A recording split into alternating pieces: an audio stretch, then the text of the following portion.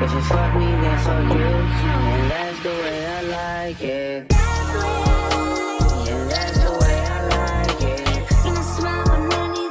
That's the way. Hey y'all, welcome to my channel. Today I'm going to be doing a story time about this big brawl that I got put in the middle of, which I had nothing to do with anything. Let's get into it. Please like, comment, and subscribe.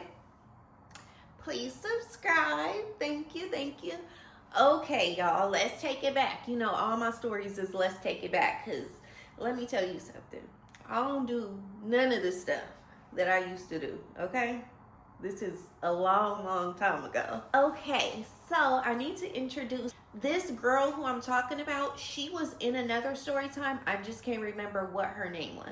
Story where my boyfriend pulled up at my homegirl house and my little side dude was sitting outside in his car and I almost got caught cheating. That story at homegirl. This is the homegirl I'm talking about, right? I said in that story, she was like 25 and I was around 16, but we always used to be hanging out or whatever, right? So when I first met her, she was hanging at my house. She from the same area that I'm from. And it was like a little mini function, like a kickback at my house or whatever. And she had came over, we was all kicking it, and she was hella cool. So after that, she had came over the next day, and she was me and my homegirl, I named her Bria or Brianna in another story, kicking it with her the night before. So when she came back the next day, she was like, y'all was hella cool, we had fun, y'all gonna be my new homegirls, just like that, right? So we like, okay, cool. She had her own apartment, her own car, because she's 25 and we're teenagers that still live at home. So it's like, okay, cool, yeah. So y'all, I want to say a few days later, we had planned to go hang out with her, right? So we gonna go to her house, so pre-game, all the things. I really never drank, but they drank, and I think at this time, maybe I was still smoking, I can't remember. But yeah, we all hanging out, cool, right? Oh, her roommates, y'all, I gotta all this because they was there, and it was so funny after. Hold on. So her roommates were African, right? She had worked at a braiding shop, and the owner of the braiding shop asked her to marry her son because she wanted to bring her son over here, right? So my homegirl had married him. So you know you have to stay married for however long, and you gotta live together. So she had that apartment. They was not together no more at this time, but it was a 2-bedroom. So her in-laws, okay, stayed in the other room, and she stayed in one room. Okay, follow me, y'all, follow me. So we at the house, we vibing, we kicking it, and a couple of her in-laws, like brother-in-law and cousin-in-law or something, they have recently just came over. I don't know if they had their citizenship yet or not, but yeah, so we at her house getting dressed, cool. At this time we was popping Ernthie's Mac Dre. I'm gonna say Mac Dre, okay? If anybody's watching this who knows who Mac Dre is, then you'll put 2 and 2 together and know what I'm talking about, okay? So at this time, yeah, that's what was going on in our city.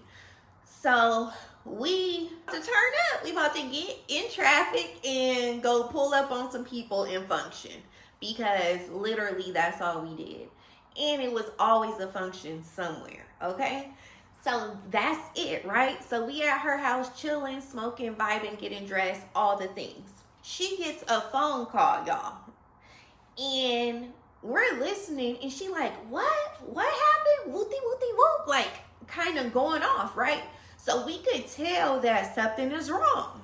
So she's like, okay, I'm on my way. So y'all, and this is what's funny, I met her friend in this situation. It's crazy. But so she hangs up the phone after saying she's on her way. So she like, hey, we gotta go pull up over here. My homegirl's daughter done got into some stuff. She got a little mouth on her. She be starting stuff, but the girls in the apartments put their hands on her or something, or saying they about to beat her up or something like that, right? I can't remember exactly if they had already put their hands on her or not. And then the friend, her friend, so the little girl's mom, was disabled, so she can't do nothing about it, okay? So her in-laws, one of the brothers was still like in high school, I feel like, and then the other one was grown, but like not that grown. So they hear her talking and they like, I'm gonna go with you, right? So we all get in the car, y'all. It's me, let me name the homegirl, Keela, and then my other homegirl, Bree, right? And then it's Keela's brother-in-law and cousin-in-law, right? So we hop in the car and we go pull up.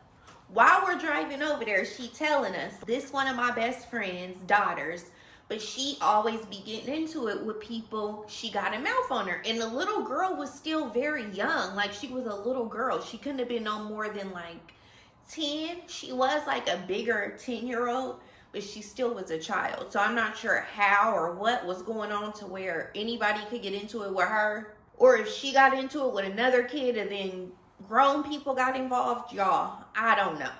Because now that I'm telling the story, it sounds crazy, right? So we pull up, y'all.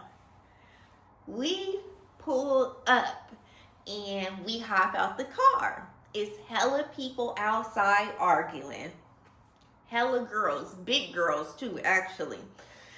Outside arguing, going off, whatever, right? So they are arguing with the people that's outside. I don't know really what's going on, but they just yapping. My homegirl Bree just gets off on somebody, y'all.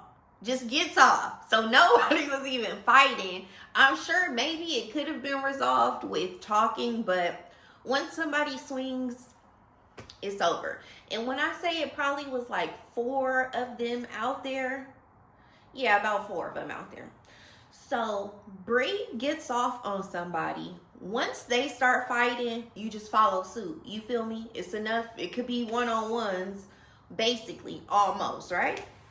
So then Keela is fighting another girl. And y'all, when I tell you the girl that was left for me to fight was like 3 times my size. She was big, bro. Like, she was big. And don't get me wrong, I have fought, most of the people that I fought in my life are bigger than me because I'm very small. But she was big, like nigga big. Like, she was a big, tall girl, and she was like heavy, right? But, you know, it is what it is. So I'm fighting her. And y'all, let me tell you how big, and this is another thing I have to say, because if you're big and you're fighting someone small, there's no way they should be able to whoop you. I don't care. This is the only girl that I fought that really used her weight against me to her advantage. And I feel like all the rest of them that I fought, they should have been able to do that too, but I don't know, right? So I'm fighting her. We're all fighting, all outside in front of these people apartments. Bro, just ghetto. So ghetto, bro, because it's like a full out brawl. A brawl, y'all. So I am fighting this girl. I don't know her. Don't know what's going on, but the homegirls is fighting, you fighting. It's just what we do. And y'all, I was 16, so yeah.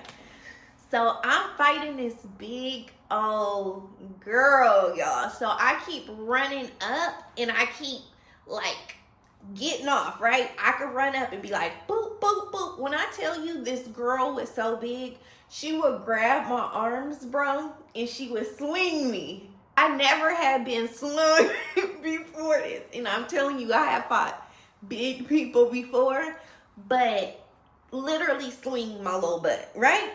So then I would get swung and I would land on my feet. I'm not sure how, but y'all, I would land on my feet. And then I would run back up. Boop, boop, boop. She would swing me, y'all. swing me. So this happens about 4 times, bro. And then she got smart because the 3rd time when I ran up to get in there, it wasn't no getting in there. She just swung me before I could hit her. Okay? So the last 2 times I was not able to hit her at all. She just swung me across the damn parking lot. Okay? But what am I supposed to do? I'm gonna keep running up because that's just what it is. But she is smart. If you can't do nothing else and you're fighting somebody who's half your size, swing them, y'all. Swing them. She really, yeah. She ate that up, y'all. For real, she really did.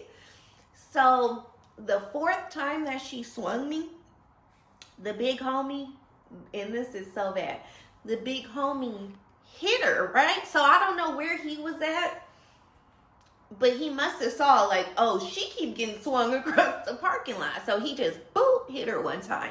And then I hear somebody on the right side where Keela and Bree is fighting it. I hear somebody say, oh, hell no. He just hit my daughter. He just hit my daughter, right? So they're running over here. So them fighting is done and over with. So I don't know, the girl that the homie hit, I think she was like 18 or something. But when I tell you she was big, y'all, big like a guy, like she was big. If she was able to just swing me, she was big, y'all. Yeah. So once that happened and then the mama saw it from wherever she was at, it kind of broke up the fight, right? So I can't remember what happened, but they end up going in the house. All of them end up going in the house, right? Keela's homegirl, the one who called her over here, she's outside and she talking to us or whatever. And I named her in another story time. But anyway, this is how me and Bree even meet this lady. The first time we meet her is because we done came over here with her best friend to rumble, right? But me and her ended up being hella cool. You know, we hung out with her a lot after that, actually. But yeah, y'all. So she ended up saying, thank you. Basically saying her daughter do have a mouth on her and be starting stuff, but she's disabled, so she can't do nothing. So I guess if anything go down, they call Keela, right? Cool. So we get in the car, y'all. I should have named, I would name him Michael because, yeah, that fits perfect because I remember the brother-in-law, right? That was his American name. That's what he said anyway. Michael was his American name. The name that he just gave people while he was out here, right? So we get in the car and they're like, oh, wow, you guys are like Bad Girls Club. Because the Bad Girls Club was out back then, y'all. He was like, you guys are like on Bad Girls Club, on Bad Girls Club with his African accent. So we dying laughing. Cool. We all look cool, right? Ain't no scratches, no nothing. So we go back to Akila's house or whatever. We go back in the house, get ourselves together, pop a earthy, get dressed, get cute, and then, yeah, y'all, then we was out the door to go function.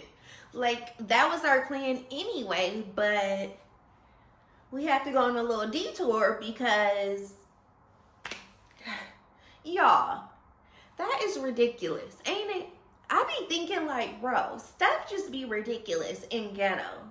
And I do not subscribe to the ghetto-ness anymore. Thank you, Jesus, for the way that he has worked on me, y'all. Because I couldn't imagine. Like, what? But yeah, an all-out brawl in front of these apartments. I'm getting swung across the damn parking lot because this girl was humongous. You feel me? She was big. And y'all, a brawl, okay? Everybody fighting. Just crazy. But yeah, and that was our first night hanging with Akila after the night that she was at our house, at my house. Just imagine, okay? Our first time hanging out and we need to go pull up and fight people is crazy. And she was already 25, which is crazy. Like, she was a little wild to be 25, because by the time I was 25, I was not doing I wasn't even hanging out. I wasn't with the ghetto shit no more, okay? That was long gone. So, yeah, y'all. But yeah, I hope y'all enjoyed this little story. Please like, comment, and subscribe. Please subscribe. Please subscribe. And I'll see you next time.